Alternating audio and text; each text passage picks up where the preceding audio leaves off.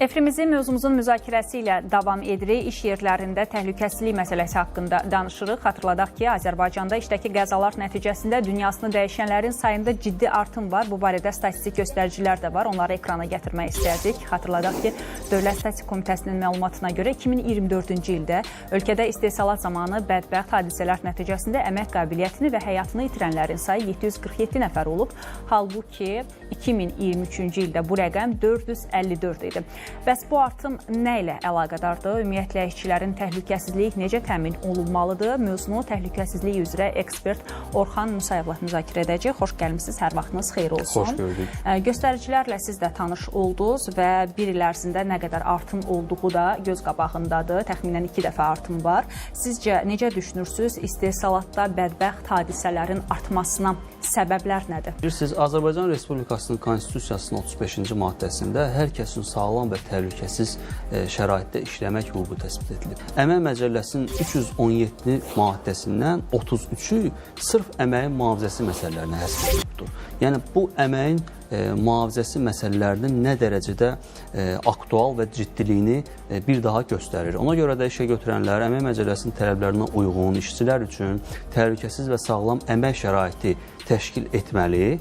İşçilər də öz növbəsində onlar üçün təşkil edilmiş təhlükəsiz və əmək şəraitinin tələblərinə riayət etməlidirlər ki, nəticədə bədbəxt hadisələr baş verməsin. Yəni, bədbəxt hadisələrin baş verməməsi üçün həm işə götürənlər tərəfindən, həm də işçilər tərəfindən qaydaların tələblərinə əməl olunmalıdır. Bundan əlavə, işə götürənlər tərəfindən iş yerində xəsarət almış işçiyə mütləq ilkin tibbi yardımın göstərilməsi təşkil olunmalıdır.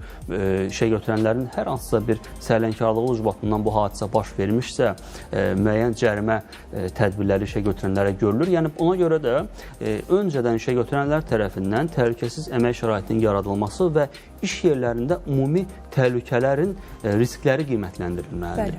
Bütün işlərin görülməsindən öncə mütləq risklər qiymətləndirilməli. Hansı işlərdə hansı risklər yüksəkdirsə, bu işlər müəyyən digər metodlarla əvəz olunmalı və yaxud insan əməyinin rolu minimuma endirilərək müəyyən texnoloji avadanlıqlardan istifadə edilməlidir ki, hər hansısa bir bədbəxt hadisələr baş verməsin.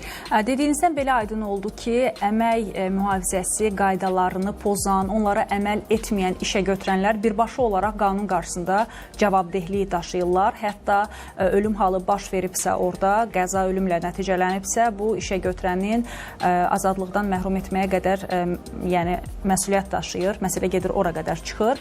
Necə düşünürsünüz? Bir tərəfdə qayda, qanun var, amma digər tərəfdə işə götürənlər bu məsələyə məsuliyyətsiz yanaşırlar. Problem nədədir? Niyə görə onlar belə davranırlar?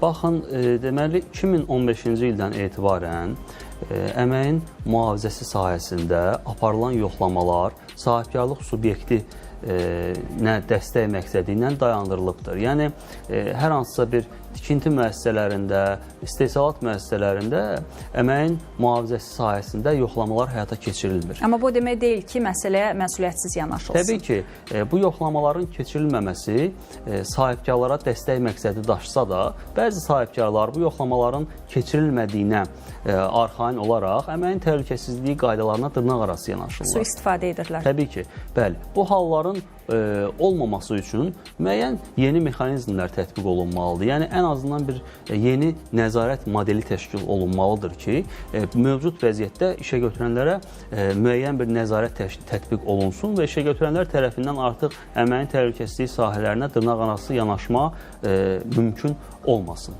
Onda belə çıxır ki, məsuliyyət elə birbaşa olaraq işə götürənin öz üzərinə düşür. Bilirsiniz, baş verən hadisə nəticəsində, yəni bilavasitə qeyd etmək olmaz ki, baş verən hadisə işə götürənin səhlənkarlığı ucbatından baş verir. Bu hadisə ilə bağlı işə götürən mütləq bir gün ərzində müvafiq dövlət qurumuna, yəni Dövlət Əmək Müfəttişliyi Xidmətinə hadisə baş verməsi ilə bağlı məlumat verməlidir.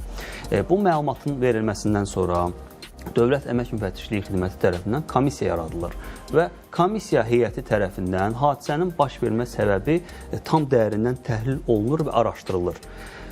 Komissiya rəyindən sonra hadisənin hansı səbəbdən baş verilməsi ilə bağlı yekun rəy verilir. Yəni, yekun rəydə ola bilər ki, işə götürənin və yaxud işçinin özünün səhlənkarlığı ucbatından baş verən hadisə qeydə alınsın. Bugün mövcud qaydaların tələblərinə görə işə götürənlər iş yerlərində işçiləri pulsuz xüsusi geyim, xüsusi ayaqqabı, xüsusi çeşiddə fərdi mühafizə vasitələri ilə təmin etməlidirlər. Baxın, bugün hadisələrin ən çox baş verdiyi iş növü tikinti hesab olunur. Ancaq şəhərimizin müxtəlif yerlərində tikinti işlərinə nəzər salsaq, görürük ki, işçilər xüsusi fərdi mühafizə vasitələri olmadan, məsələn, hündürlükdə təhlükəsizlik kəmərindən istifadə etmədən, işçi geyimi olmadan iş yerinə yetirirlər. Təbii ki, bu hadisələrin baş verməsindən sonra ən böyük məsuliyyət işə götürənin üzərinə düşür. Çünki işə götürən lazımi sayda, lazımi çeşiddə işçiləri fərdi mühafizə vasitələri ilə təmin etməyə borcludur.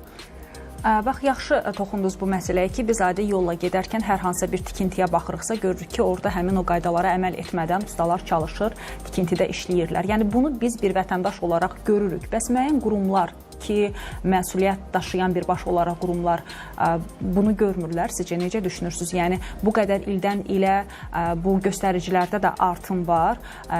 İş yerlərində qəza nəticəsində dünyasını dəyişənlərin sayında da artım var. Necə düşünürsünüz? Yəni, bu məsələnin qarşısı axı bir yolla alınmalıdır. Hansı daha effektiv addımlar atılmalıdır? Bilirsiniz, sahibkarlıq subyektində yoxlamaların dayandırılması səbəbindən bilavasitə mövcud qurumlar qayda pozuntusunu görsələr belə, orayla bağlı hər hansısa bir tədbir görə bilmirlər. Təbii ki, burada mövcud qaydalar onu göstərir ki, mütləq hadisə baş verəndən sonra artıq müəyyən araşdırmalar həyata keçirilir. Amma hadisə baş verməmişdən öncə də hansı addımlar atılmalıdır? Təbii, hadisə baş verəndən sonra da artıq gec olur. Burada artıq işçinin də müəyyən sağlamlığına zərər dəyir. Yəni, ona görə də öncədən bu tədbirlər görülməlidir. Öncədən bu tədbirlərin görülməsi üçün də mütləq işə götürənlər əməyin təhlükəsizliyi qaydalarına dırnaqarası yanaşmamalıdırlar. Əməyin mühafizəsi ilə bağlı kompleks tədbirlər görməlidirlər. İşçilər üçün konstitusion tələblərə görə təhlükəsiz və sağlam əmək şəraiti təşkil etməlidirlər. Təbii ki, bir çox hallar var ki, məsələn, işə götürənlər tərəfindən əməyin mühafizəsi şəraiti, təhlükəsiz əmək şəraiti təşkil olunur. Növbədə isə işçilər tərəfindən bu qaydalara əməl olunmur. Bu da hadisənin araşdırılması nəticəsində meydana çıxarsa, təbii ki, işçiyə də müəyyən inzibati tənbih növləri verilə bilər. Çox sağ olun, təşəkkür edirik sizə mövzuya öz münasibətinizi bildirdiyinizə görə. Proqramımızı isə əmək bazarında mövcud olan vakant iş yerləri ilə davam etdiririk.